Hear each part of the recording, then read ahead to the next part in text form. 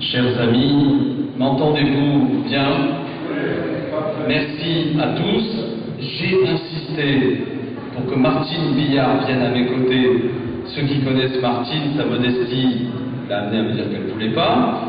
Et il va de soi que la France Insoumise, mouvement que je représente, porte la solidarité avec le Chili au cœur depuis longtemps, et Martine est sans doute une des plus déterminées, une des plus fidèles à ce combat-là. Donc je suis, vous le savez peut-être, député de Seine-Saint-Denis, député de la ville de Bagnolet et de Montreuil qui est à côté, mais aussi président du groupe parlementaire de solidarité et d'amitié entre la France et le Chili. Les groupes parlementaires ont peu de moyens en réalité, mais cela nous a permis quand même de pouvoir faire, il y a quelques années même, un voyage au Chili pour rencontrer les différents acteurs politiques et en particulier des groupes parlementaires. Les différentes mobilisations qui depuis se sont déroulées n'avaient pas eu lieu, mais il y avait bien ce bouillonnement politique qui a donné naissance, qui était palpable dans différentes mobilisations dans le pays et qui s'est particulièrement exprimé il y a maintenant un an et demi, et qui a été le processus qui a engagé, le processus constituant qui nous intéresse particulièrement. Alors, toute femme, tout homme de gauche en France ne peut être conséquent s'il n'a pas l'histoire du Chili au cœur. Notre histoire est longue et ancienne, et dans la France qui se cherchait dans les années 70, un débouché politique à la droite, l'exemple de Salvador Allende et du gouvernement d'unité populaire avait été suivi de près.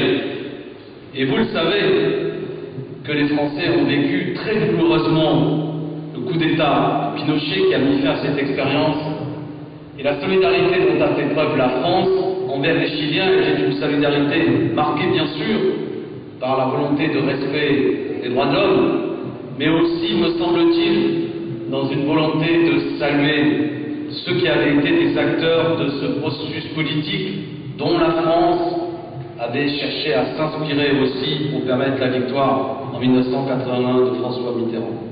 Tout cela semble loin, discutable, mais ce que je veux exprimer par là, c'est que je trouve qu'à travers les mobilisations, le mouvement populaire, le mouvement social qui s'est déclenché au Chili, qui a donné naissance à ce processus constituant, il y a cette fois-ci quelque chose qui peut servir de source d'inspiration aussi en France. Il y a entre ces deux pays, pour des raisons qui seraient à détailler, un va-et-vient politique. Et donc désormais, ce qui se passe là-bas nous intéresse au plus haut point. Et puis il y a la question des prisonniers politiques. Alors voilà les amis, je serai bref. Je veux vous dire que nous allons continuer à marquer notre solidarité avec ce qui se passe au Chili, et à travers moi, les députés France Insoumise, à travers moi, bien sûr, Jean-Luc Mélenchon. J'ai vu tout à l'heure et j'ai signé la pétition pour la libération et des meilleures conditions de détention du commandant Terramiro et d'autres prisonniers politiques.